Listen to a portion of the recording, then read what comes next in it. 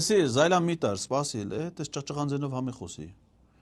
Հիմա հարցը հետևյալն է, նոյեմբերի 9-ի հայտարարությունը, ով է ստորագրել։ Այն օրը ճշտել ենք, Պետրոսը չի,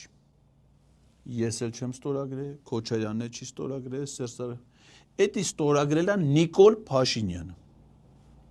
Հիմա այդ նոյեմբերի 9-ի փաստաթղթի մեջ ինչ որ վերաբերվում է Ադրբեջանին, բխում է Ադրբեջանի շահերից, ասենք օրինակ Սուրեն Պապիկյանի եւ Ալեն Սիմոնյանի հայրենի քաղաքը, իրանց հայրենիքը, Ակնան, Աղդամը Ադրբեջանին հանձնել է, դա արվել է։ Խարվաճառը հանձնել է, արվել է։ Հələ դե բաներ կա, որ գրած չի, բայց արվել է, ասենք պաշտպանության բանակ պիտի զորք չգնա, զինվորական համազգեստով մարտի Արցախ չգնա։ Էդի սա Հայաստանի կողմից է,